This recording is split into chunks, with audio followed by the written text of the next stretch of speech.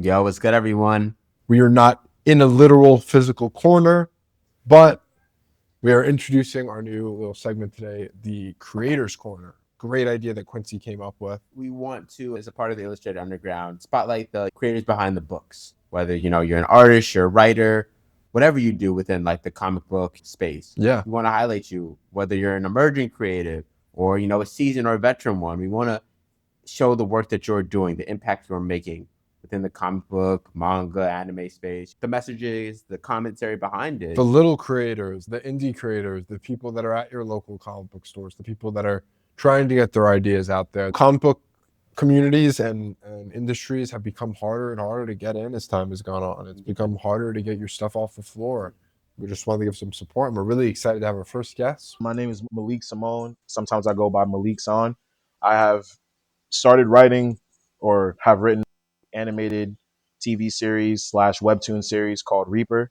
It is a supernatural, epic, dark fantasy action show and series. It's about three siblings cursed by their father's sins, fight to maintain their humanity against the evils that want to destroy it. So a question we like to ask people on here to start off is like, what is your journey with comics and manga? What are some defining manga and comics that you remember reading when you're younger or throughout your life that maybe like inspired you or brought you to where you are today? Like, what are some books that are Sure. interesting? Yeah. When I was younger, around like 6 or 7, I was starting to get into reading and comics. And like one of my first comic books, I forgot what it was, but it was Spider-Man. And my dad's favorite superhero was Spider-Man and Wolverine. So I was reading a lot of X-Men, watching a lot of X-Men, and I was like, yo, this is dope. Like these characters are really dope. Then I got older, like 8, 9 years old, and I went down to North Carolina to visit my grandmother. And her next door neighbor, the son of the next door neighbor, he invited me over one day and he was like, I'm gonna show you this movie. It's really, really cool. It's animated. So I was like, oh, that's dope. Okay. And he put on this movie and it was Dragon Ball Z. It was the BoJack movie.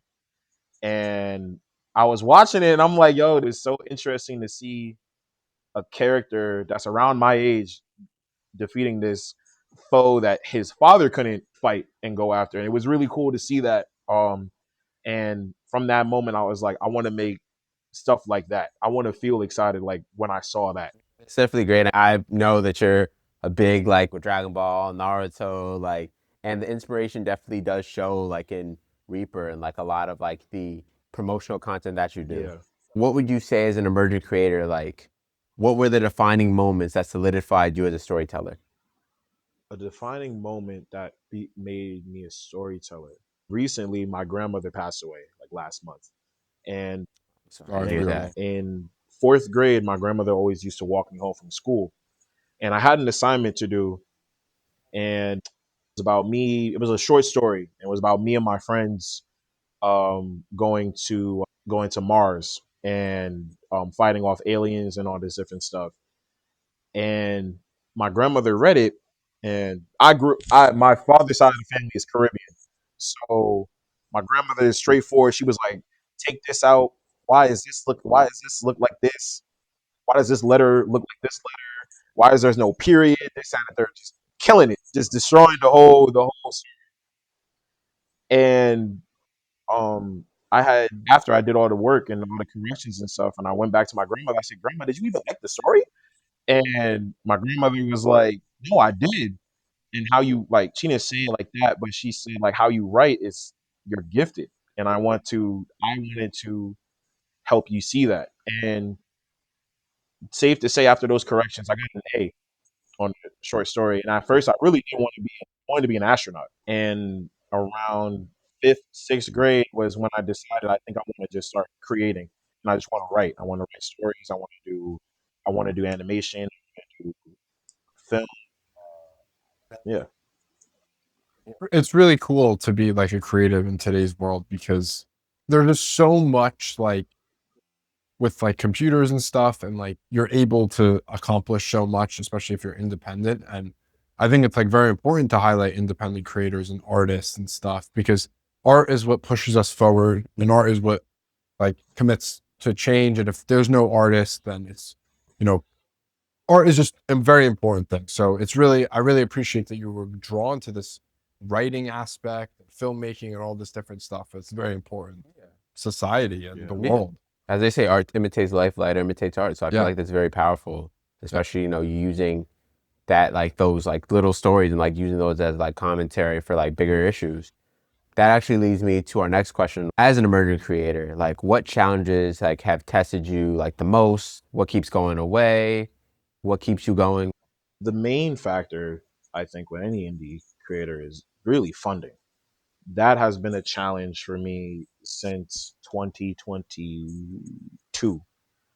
I started a GoFundMe years ago to start the animation because I was ambitious and I really wanted to get the animation done without doing the full research of how much an animation costs. Um, and you know, I had sent it out to all my family members and my friends, and some of my friends donated money. My grandparents on my mother's side, my grandmother, my grandfather, was money. And like I think after the end of the GoFundMe, I only had like $420. So I ran over to uh the animator that I had on my in my back pocket. I said, "Yo, how much would it cost? Just like 30 seconds, just a fight, like a mini fight scene." And he's like, you know, it's gonna run you like $400 a second." And I was like, "Excuse me?" And I was like, I can't afford that. Like, I have $420. Like, I can't do it. So, obviously we had to part ways. And I called my grandfather. I told him, I was crying. I was like, I couldn't afford it. He was like, "Why don't you do like a book? Like, why don't you do manga? Why don't you do all this different stuff?" I always used to talk to him about anime and stuff like that. He was like, "Why don't you do it in that format? I think a lot of people would like it." And I accepted. I said, "You know what? I think it's more cost effective." And I had asked my cousin, shout out my cousin, and she told me, like, she was like, "Yo, you gotta go on Webtoon because Webtoon has indie, all these indie comic book makers and graphic novels, and some of those webtoons have been picked up for animes and stuff like that." And she was like, "Read them first, and then actually make that decision." So I read some, and that's the reason that kept me going.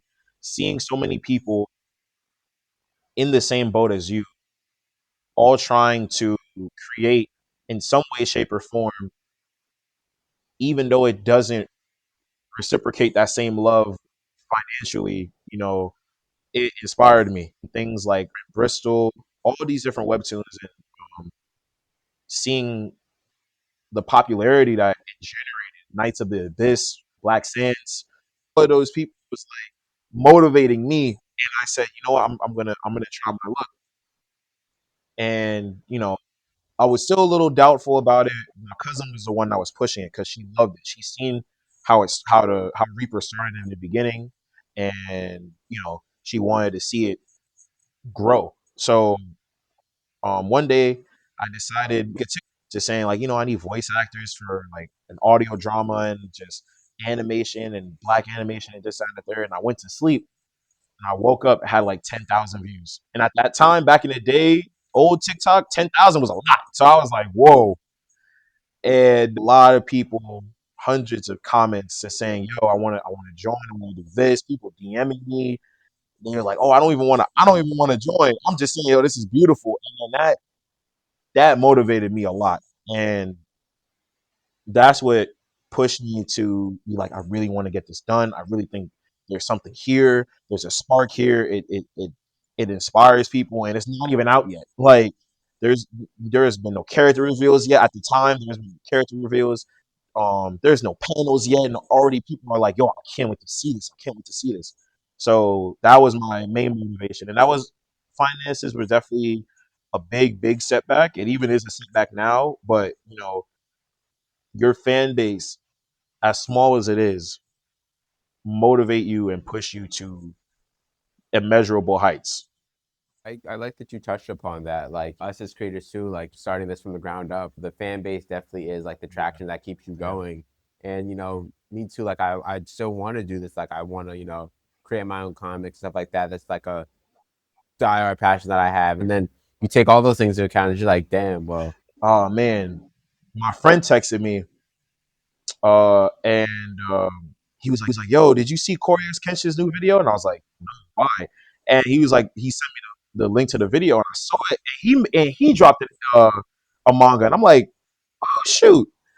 And again, like seeing people with like all these resources and all this different stuff, you know, it tells me that it is possible. Especially seeing where Corey came from and how much he worked to get to the point where he's at. It's inspiring. Great to hear what like inspires you from the real world. I think like there's so much in today's world that is like negative, but being able to like as a creator take the positive stuff and use that to like push you forward, and like all this stuff that you're talking about, like seeing people wanting to join you on TikTok and stuff. I think that's such a genuine feeling and Yeah. genuine thing of like you I could see that you appreciate that, and that's really like a great thing as a Thank you. creator. So to kind of segue, so those are a lot of your real life inspirations. And you've kind of talked about this a little bit, but what are your fictional inspirations for Reaper? If somebody was like, "Oh, if you like this, you'll love Reaper," what kind of stuff would you recommend? Batman. That's my favorite superhero. I love Mm. Batman. I'll defend Batman till my dying breath. If there's no Batman fans, I'm dead. Truthfully. Yep. Yeah, we feel the same Exactly. way. Definitely me. I love Batman. We just did a 3-part I episode did on see him. that. I It gotta was I gotta good. continue that. That was really good. Batman, Spawn is definitely one. Mm, oh, I learned great. like the other day that HBO dropped Spawn, the first episode of Spawn, on my birthday, the animated series in 1997. The anime series is wow, really cool. KSP. I could definitely see a little bit of a similarity between Reaper and Spawn. That's really cool. A video game, Darksiders, that series, I've that is heard of it. Yeah, heavily, yeah, yeah. heavily inspired off of Darksiders. If you look at Darksiders 2, it's like, oh, yeah, I can see where he got that inspiration and stuff like that. Mm. So, and that like is kind of I haven't played the game, but I've heard of it. Is it like Four Horsemen of the Yes. Apocalypse kind of Yeah. stuff?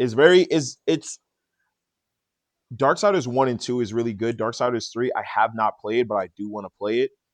But Darksiders, that whole series is really underrated. It's a very underrated game. I thought the storytelling in there was beautiful. Goku, definitely.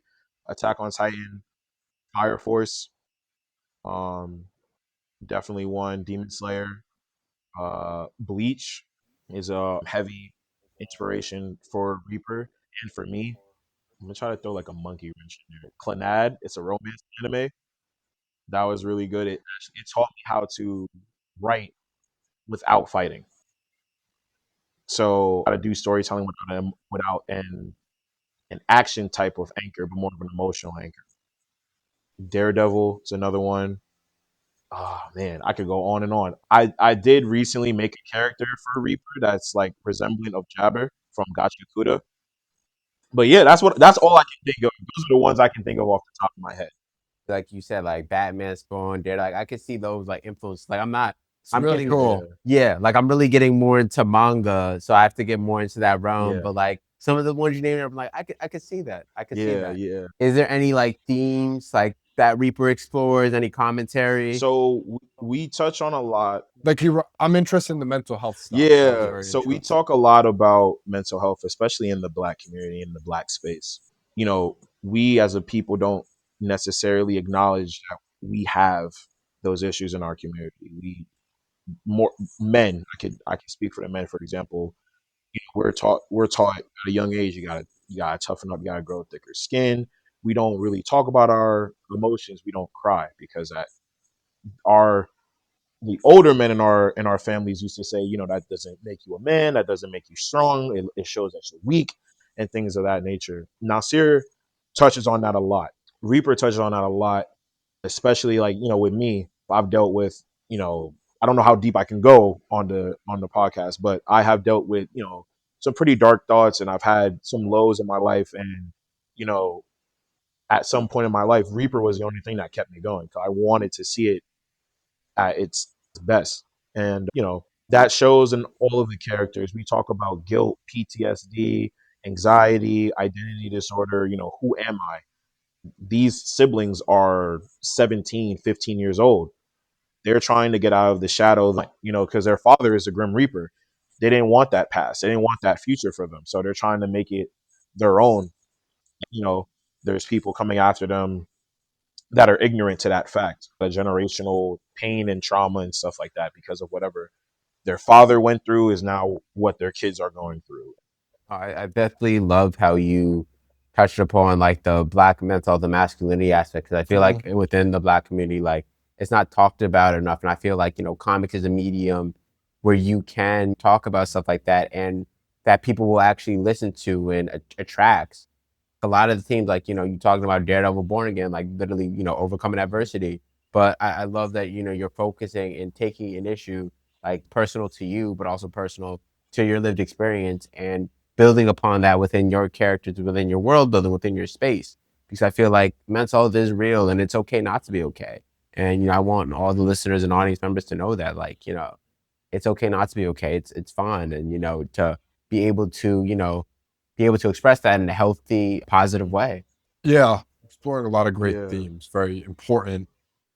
Like, I could tell that you have so much passion for this project, and it just bleeds through everything you say about it. It's just great to see you, feel so passionately about something you're working Yeah, on. Yeah. Nasir is very close to me in my heart, especially writing. All of the characters have some piece of me in them, all of them. I try to touch a lot more on the siblings. So Nasir, Jade, DeAndre, those three are like obviously they're the main characters and whatnot, but they all have their individual traumas that each of them go through. Nasir have the burden of being the oldest while also being their leader, their guide, basically a father, because their father abandoned them 10 years ago when Nasir was 7 and they were 5. So, he had to take on that burden of responsibility by himself. And of course, he had his foster parents, but they didn't understand, how that feels losing a parent in that fashion. DJ goes through a lot of PTSD and guilt. Like he wonders if he was the reason why his parents left and stuff like that. And he has a level of abandonment issues because of it. Um, Jade tucks a lot of her pain in, and then it explodes out at the tiniest inconvenience. And these are all three different characters that go through different traumas, based off of their parents' disappearance 10 years ago. And we get to see throughout the story how that manifests into them becoming a reaper and also trying to be a symbol for good, which was the opposite of what their father wanted for them. Obviously, One Piece, like with Chosen Family, and then also too like Avatar, with Zuko, his whole arc, which one of the best redemption arcs out there. I'm gonna put it out there. Absolutely. But yeah, I mean, it's just like a whole lot going on. It's just a whole lot. Absolutely. I like it. Absolutely. Thank you. Definitely Avatar, and definitely I could even throw Majin Vegeta in there as well. I can throw him Yep, in there yep. too. Definitely a lot of redemption aspects in there for sure. So, to kind of bring it to a slow close with our last two questions that you can kind of talk about Mhm. Reaper. So, you have a lot of great ideas, and we're both very interested in them. In a scenario, like let's say there's a theoretical scenario where you had unlimited Okay. resources and you could go all out with Reaper. You could do a show, you could do a manga, you could do whatever you want. What would you create? What would that look like? What would that turn into? I would continue making the series and I would get a lot more help with my artists that I already have now. I would give them a lot more help. I would go to one of like Mappa or Wit Studios or the first black D-Art Shitagio, which is the first black owned animation studio in Japan. I would go out there and I'd reach out to them and I'd be like, hey, I got a project, 6 seasons. Really want to pitch this to you guys, X, Y, and Z. I would get myself an agent and I would pitch it to HBO or Netflix. And those would be the two people that I would go after and be like, hey, I really want this done. Well, maybe not even HBO anymore, but maybe Amazon. But I would try to contact those two and be like, this is what I wanted. This is what I want done. I would use my LLC, my film production company called Obsidian Crown Pictures. I would use them as my distribution and make sure I'm funneling money back into my company, and I would do that. But for Reaper, I would have the first season being drawn for the book and have that book release, and then I would go back to either Japan or go to these different companies in America and start the animation with them if I had unlimited money, and then I would go after voice actors that I have in mind for certain characters, and even the voice actors that I have now for the audio drama, I would put them into they're obviously all beautifully talented with what they do. I would just help them boost it more, and I would put them all through voice acting lessons. I would pay for all of it.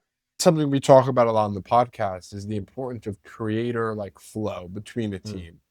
And it seems like you really care about the team that you work with. And even if you got a lot of money, you would still work with the same artists that you're working with now, the same voice actors you're working with now. I think that's an awesome trait, to have this kind of wanting to build something bigger than just yourself. It's a very selfless thing.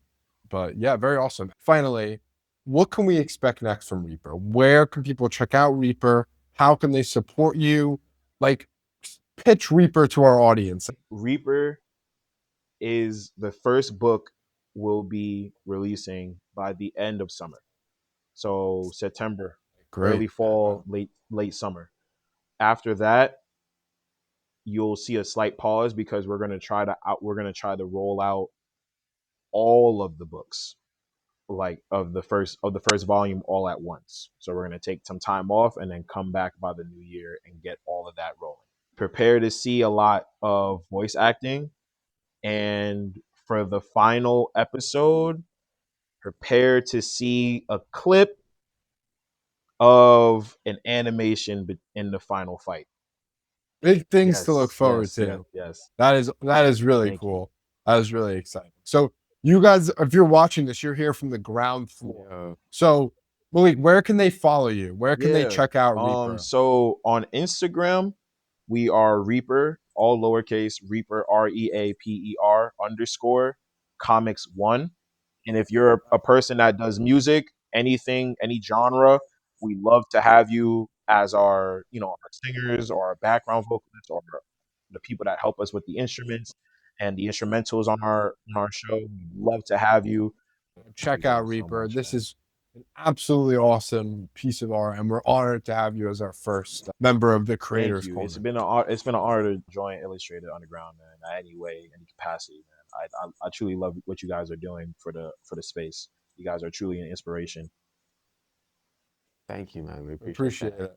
And keep doing what you're doing, and we will definitely be checking in with you throughout this process. Thank you. We'll definitely have to chat again when Reaper 1 comes out. And we would love to do an analysis or review of it on the show. Absolutely. I would love that. Thank you guys so much. Well, thank you for being here today, Malik. Creative Corner, number 1. And done. Peace. Signing out.